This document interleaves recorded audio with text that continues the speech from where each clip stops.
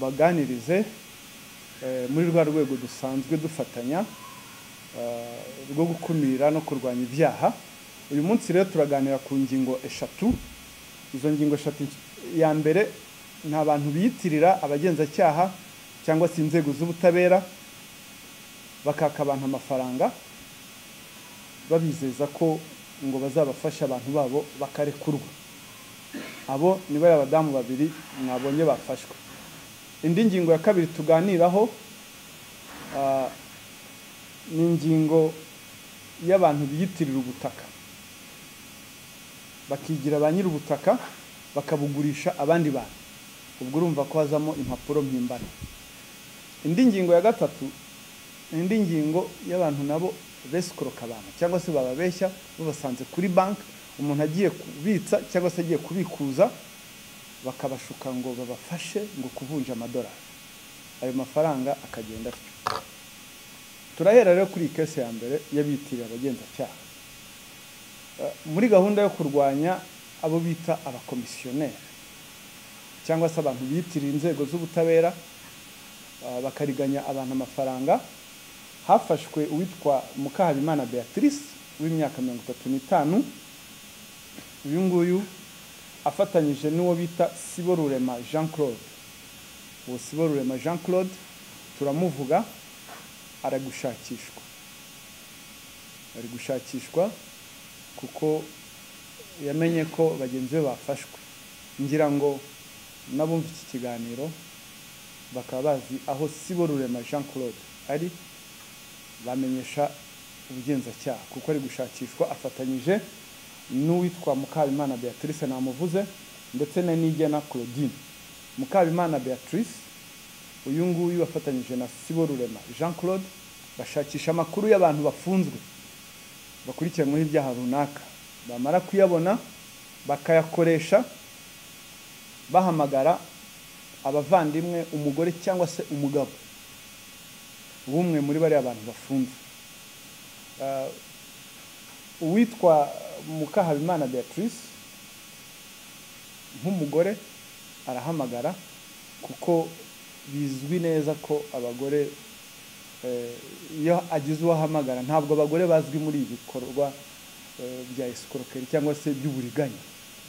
Ibyo rero impamvu bakoresha izina ry'umugore guhamagara yitira umugenzacyaha cyangwa se yitira umupolisi cyangwa se izindi nzego, uyu nguyu yumvikana vuba kuko ari umugore, ntabwo tubamenyereye muri ibi byaha. Ibyo rero bikagusha mu mutego ushuka. Yamaze kumuhamagara yigize umugenzacyaha akamubwira amakuru ku muntu we, ari umuvandimwe, ari umugabo cyangwa umugore ufunze. Hanyuma uyu nawe Nigena Claudine nawe anyuzwaho amafaranga baciwe. Uko babikora rero, Mukahabimana Beatrice bahera kuri step 1 cyangwa phase 1, gushakisha amakuru. Yo maze gushakisha amakuru y'umuntu runaka, ayo makuru niyo bakoresha. Navuze ko amakuru bashaka nayo umuvandimwe uri hanze, umugore cyangwa se umugabo ufite umuntu ufunze ukurikiranyweho ibyaha bitandukanye. Iyo aya makuru yo bamaze kuyabona, Mukahabimana Beatrice roreye ni ukwita umugenzacyaha agahamagara wa muntu. Iyo amaze kumuhamagara akaba yumva wa muntu wahamagawe hari ukuntu ibyo amubwira byumva, bajya kuri step ya kabiri yo kumwumvisha ko dosiye ye ikomeye ariko hari icyakorwa ikoroha. Ubwo rero yifashisha ya makuru agahamagara umuvandimwe, inshuti, umugabo cyangwa umugore, akamubwira ko dosiye y'umuntu ufunze ikomeye, akamwumvisha ko ikomeye pe, ariko gukomera kwayo cyangwa koroha kwayo biri mu biganza bye. Akamubaza ati se icyo mvuze ubwo uracyumvise? Undi nawe yasubiza ati ntabwo nsobanukiwe. Akamubwira ati ejo uzaze kuri station iyi niyi tubonane. Kumubwira ngo gukomera cyangwa koroha kwa dosiye biri mu biganza byawe ni imvugo z'abaryi ba ruswa, ni imvugo z'abescro, ni imvugo z'abariganya. Icyo gihe rero nk'umuntu ufite umuvandimwe we ufunze, hari igihe yubahiriza ya gahunda yamutumiye kuri station. None yamutumiye kuri station rero ngo tuzahurire kuri station, undi nawe atangira gusa nk'uwizera ko ibyo byose ntabwo ari umwesko, banze atari umwesko. Umuntu umwe ngo duhurire kuri station, ubwo rero haba hakurikiyeho ya step yindi yo kumenya nyiri umuntu, wa muntu wahamagara, koko wa muntu arazinduka cyangwa kubahiriza isaha yamubwiye, ariko wa wundi wigize umugenzacyaha aba yamutanze kuri station. Niba muhaye saa 4 undi ahagera saa 3:30, kamuga ati nugera kuri station niyi umpamagara. Yahagera akamuhamagara akamubwira ati se tiweva mu bantu benshi utambuka ujye hariya tuvugane, akamubwira ahantu hagara, ati nakubonye, ati niwe wambaye umupira w'umutuku wambaye gutya na gutya, ati ni wowe, rero ndi muri office hano haruguru gatoya, ihangane ndaje tuvugane.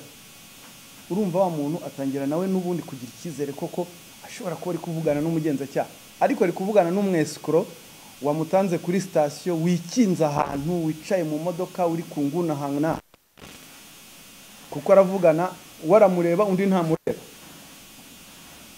Iyo hashita akanya rero gatoya amwete, ariko nubwo ndi kwakira umuntu ushobora kuba ushyize uwo bageze ku cyiciro cyo kumwaka amafaranga, babitwara mu buryo buri systematic. Bamubwira ati rero wowe noneho shyira amafaranga kuri iyi nimero, hanyuma umuntu wawe tubyoroshye.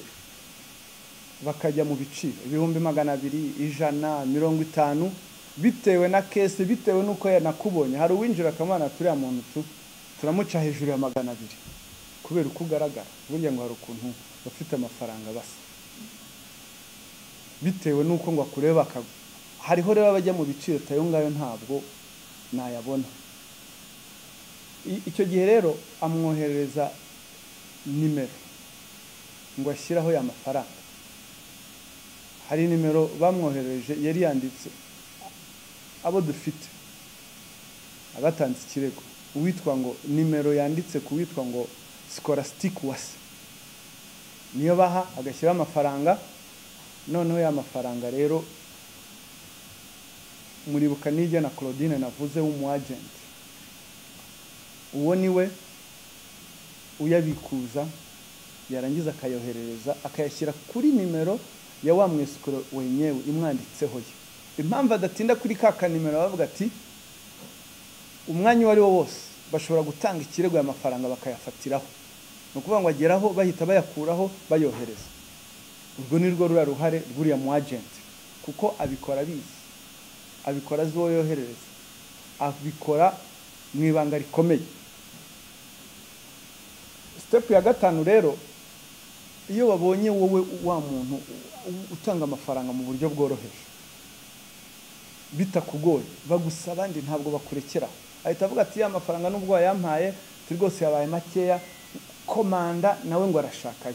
Urumva kwitirira inzego, komanda arashakaye.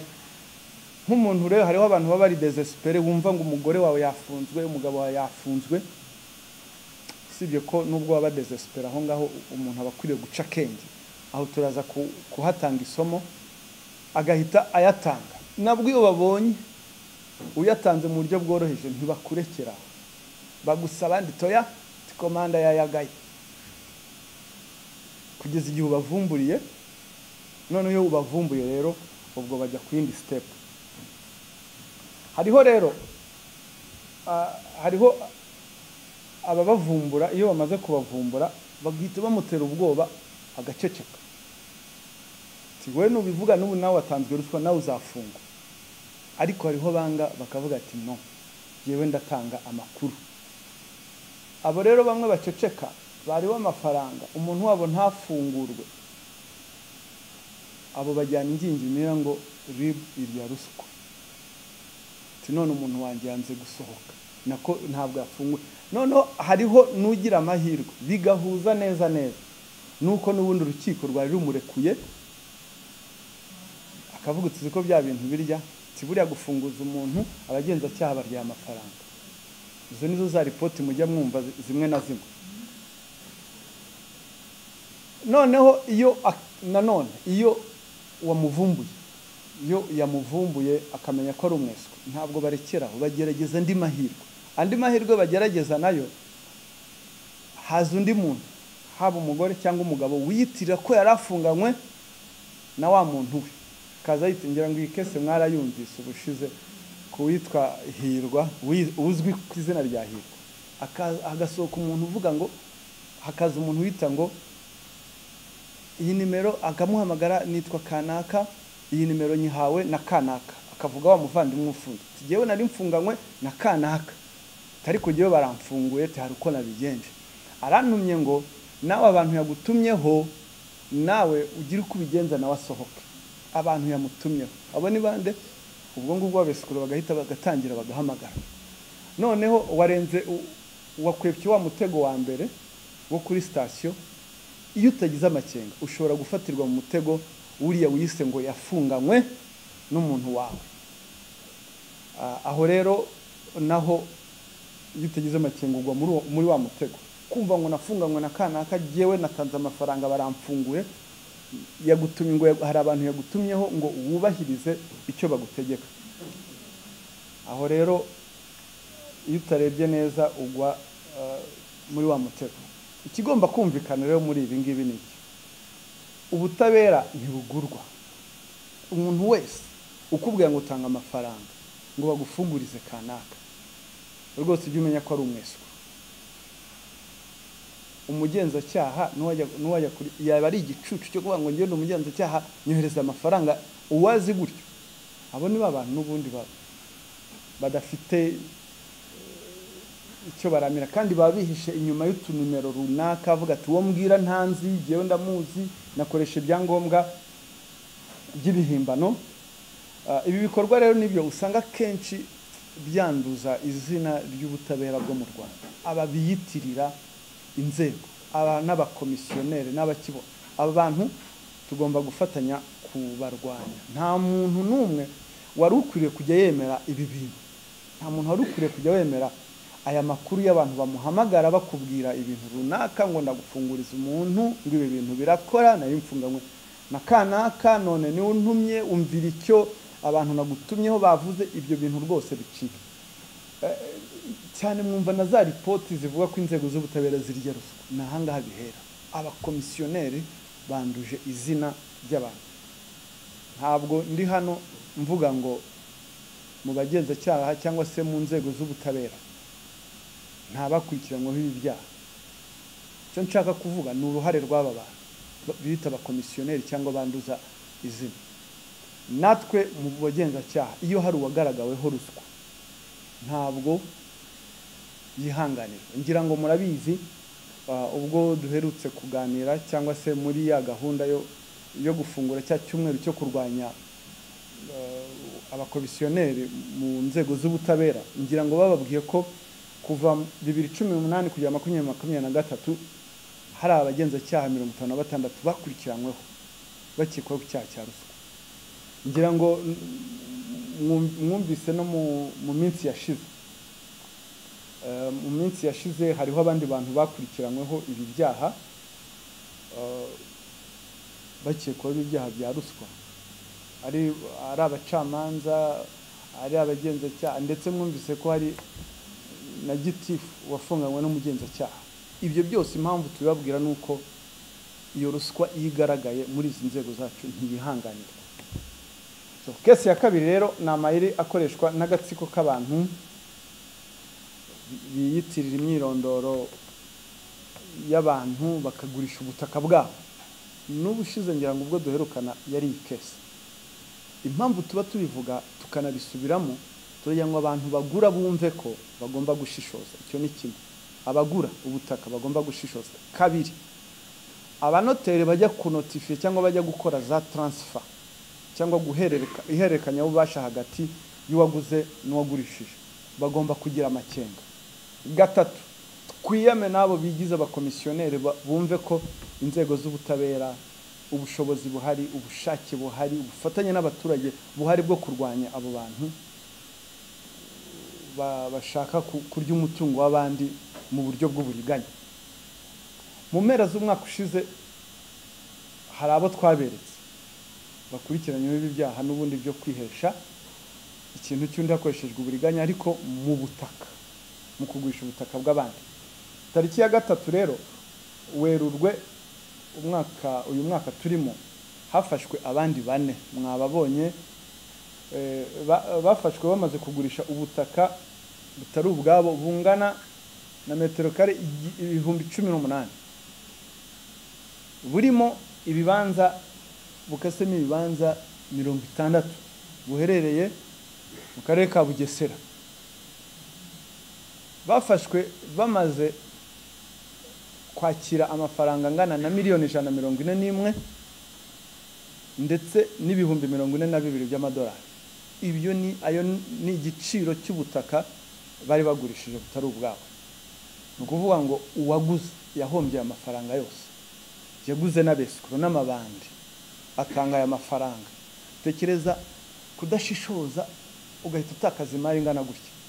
Aho rero mvuga nti ducakara ngo tukavuga ati wowe ugura ni wowe nyiruruhari, ni wowe mwenye imari, buriya ni uyifite amafaranga, buriya ni wowe ufite ijambo rya nyuma, nta kigomba kukwirukanza, ugomba kubanza ugashishoza.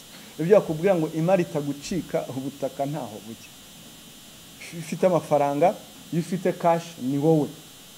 Abakekwa rero kugurisha harimo bakekwa kugurisha ubutaka harimo uwitwa Rubagenga Fred uzwi ku izina rya Rusakara. Azwi ku izina rya Rusakara, ngira ngo nuriya mwabonye wagerageje gucurika umutwe wihisha. Impamvu yo gucurika umutwe nta kindi, abagira ngo yihisha bamubona, kuko uyu Rusakara hanze bamuzi nka businessman, umucuruzi ufite company Express General Services, ari mu bacuze umugambi. Ubwo hanze nuko bamuzi nk'umucuruzi. Muri mwe hari wavuze ngo aramona muzi, ushobora kuba yaramuguriye imodoka. Nizo bacuruzi mu mafaranga bakuye muri ibi ngibi niho hazamo icyaha kiyeza ndongo. Mu bugenzacyaha ndetse no mu butabera hariya hanze hari uko bamuzi nk'umucuruzi, ariko mu bugenzacyaha no mu butabera natwe hari uko tumuzi.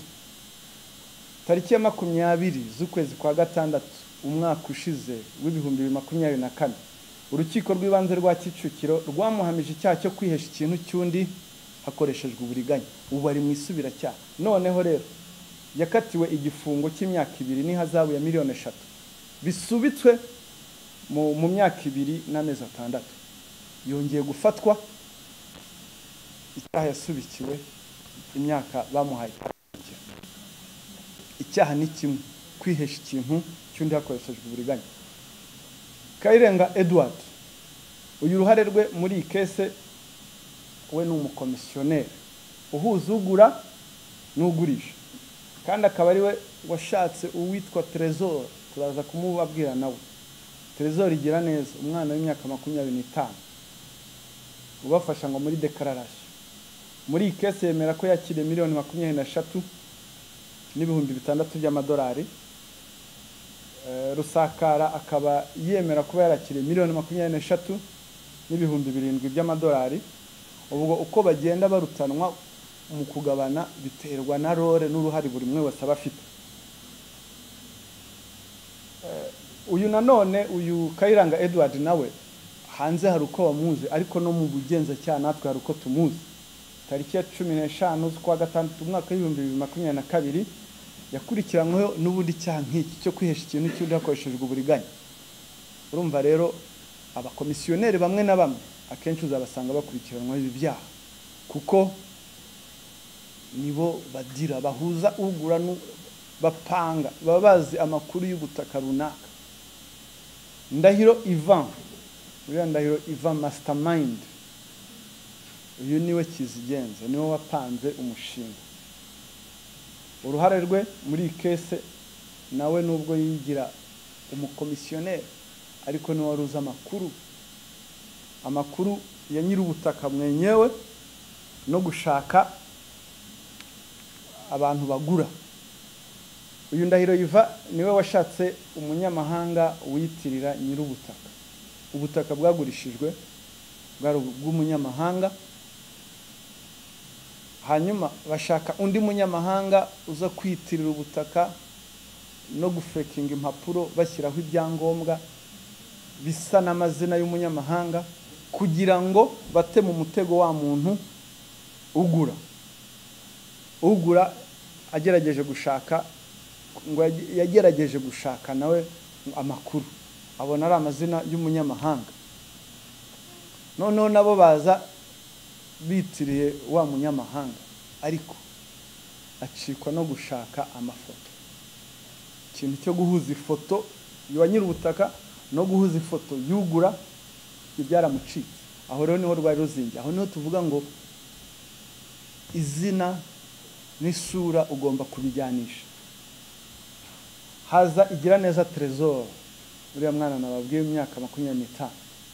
Uyu ni umwana urangije muri IPRS azi IT. Uyu rero niwe bafashaga mu bintu, akita umu agenti abafasha kumujyana no kwa noteri.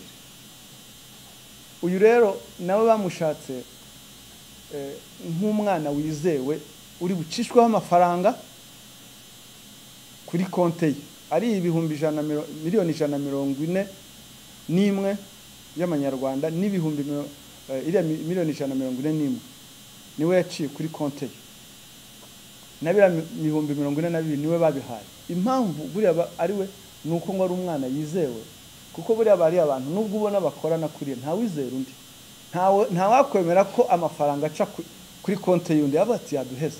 Ariko akakana reka bari ko ntikari kandura, karacyanatiye n'uburyo bwo bakaya dutwara ntabwo byamworohera, reka bari we twe bamuhuriza nk'umuntu bizeye.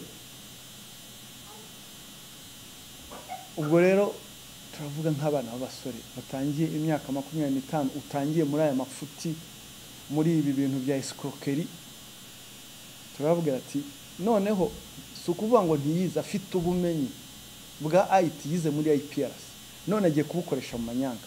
Niba hari n'undi ubitekereza, RIB turahari kubarwanya, inzego z'umutekano zirahari kubarwanya, ubufatanye n'abaturage barahari kubarwanya. Ntabwo abaturage nabo ntabwo bakemera abantu nk'aba ngaba. Ni n'umwanya mwiza wo kubashimira uruhare bagize kugira ngo abantu bafatwe. Turashima abaturage ko muri no minsi batagisapotinga, batikemera, batakipanganira ibikorwa nk'ibi. Ntaho wajya ngo wihishe. Ubufatanye bwabo turabushima kandi turabasaba kubukomeza. Amafaranga rero yagarujwe bari abantu bamaze gufatwa, hamaze kugaruzwa miliyoni 67 n'ibihumbi 830 by'amanyarwanda. Ayo na amanyarwanda mbabwiye. Hagarujwe nanone ibihumbi 11,795 y'amadolari. Hafatiriwe ubutaka bufite agaciro 20 bufite agaciro ka miliyoni 23. Ubwo urumva baraguraga bagahita bajya koza aya mafaranga bayashora mu bindi bikorwa.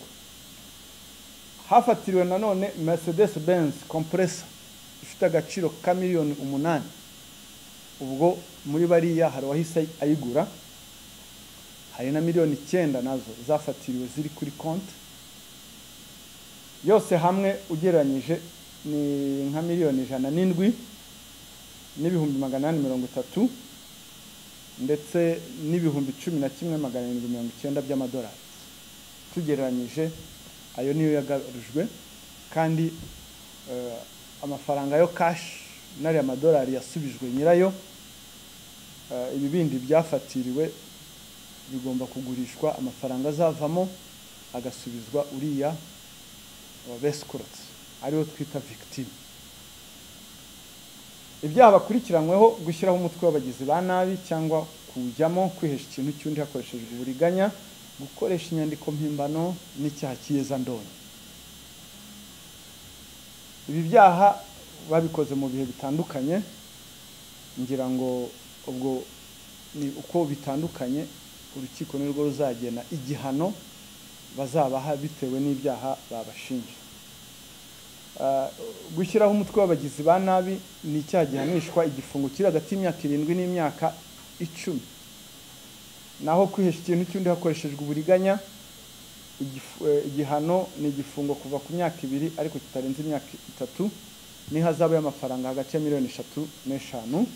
guhimba inyandiko mpimbano igihano wagikoze ahabwa ni hagati y'imyaka 5 n'imyaka 7 na nihazabu y'amafaranga hagati ya miliyoni 3 n'eshanu. Yeza Ndonke nayo ni igihano cyayo ni igifungo kuva ku myaka 10 ariko kitarenze imyaka 15 kuko iki nicyo cyaha gifitemo ibihano biremereye, ndetse akiyongeraho nihazabu y'amafaranga yikubye inshuro kuva kuri 3 kugera kuri 5 y'agaciro k'indonke zikomoka ku cyaha yejejwe. Ukuvuga ngo iyo Yeza Ndonke ni amafaranga yabonetse mu buryo bubi ashorwa mu buryo mu bikorwa byemewe n'amategeko, ababibona bakagira ngo inkomoko y'amafaranga ni muri icyo bikorwa byemewe ashoye. Hari rero iyi ni case ya gatatu mwabonyemo wa mugabo munini witwa Bimenyimana Jean Marie. Uyu we afite umwihariko we. Umwihariko we nuko ni kenshi mwumvise abantu bibwa bagiye kubitsa kuri banke cyangwa se bamaze kubikuza bakoresha ijambo ngo yamutuburiye, sibyo ngo bantuburiye. Uko bigenda uyu mu bafashwe Bimenyimana Jean Marie waranemera icyaha, akavuga n'uburyo yabikoze, akavuga n'amafaranga yaramaze gukuramo ni menshi cyane.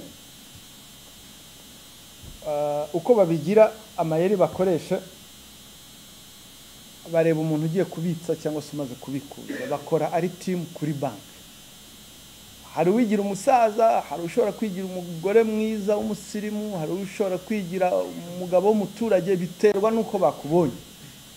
Umuntu w'umusaza akaza n'igifurumba n'akabando, abasaza bamwe b'iki gihe bateye ubwoba.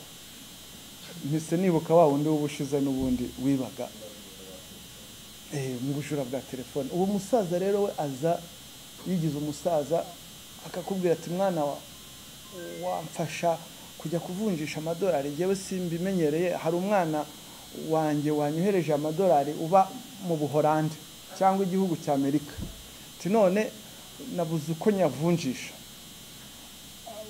ubwo kandi rwose umfashije naguha igihembo cy'ibihumbi 500. Urumva nicyo yihutira ku gihembo kugira ngo akwice mu bwonko, amarangamutima yawe ayateze ikibazo. Nawe wakumva iyo nyungu naga service wumva wamuha ugatwarwa n'iyo nyungu, ukavuga ati reka dusohoke hanze gato. Ubwo bamaze kukureba, ubwo muri ugakeka ko akora rumwe, abari benshi babamenye n'umubare w'amafaranga ushobora kuba wabikuje. Icyo gihe reka tujye hanze tuvugane. Rero akagera cyagafungura igifurumba akakwereka igifurumba ibipapuro bakase neza baringanije n'amadolari hejuru, bagashyira akadolari k'ijana gashobora kuba ari na fake. Akenshi biba ari na fake, yanahindura gutya yashyizemo n'akandi munsi, ukagira ngo bya bintu byose bipanze na amadolari, ngo mu mutwe ukabura pfuye. Ayo madolari hejuru y'inyungu ari buguhe ku gaservice gato ya wenda bari bakohereje kubikuza cyangwa se wari ugiye kubitsa, kavuga ati rero timfasha rwose tujye kuvunjisha, dore igihe simbizi rwose. Yabonye ubyemeye arakubwira ati rero dore ibintu by'i Kigali sinabyizera, ngaho we fata ujye kuyavunjisha, ariko ubu mpaye ayo ngayo mbe nyakubikiye. Aguhaye ibipapuro, wowe umuhaye amafaranga mazima. Twurire moto. Iyo wezise gato hari undi uhita wenterevena byita kugushyirishamo. Wenterevena tuhite tujya mu mujyi tuvunjisha, urabona aya ngayo idolari agahita gukubira, dushobora no kumuheza. Urumva muri bwa bugizi bwa neza bwa cyangwa bwa nabi bwo gushaka guheza umusaza, kumbe niwe bari guheza. Ubwo ukabufashe bya bifurumba by'ibipapuro, wowe utanze amafaranga cash, mukabamwuriye moto bagahita bakuyoba.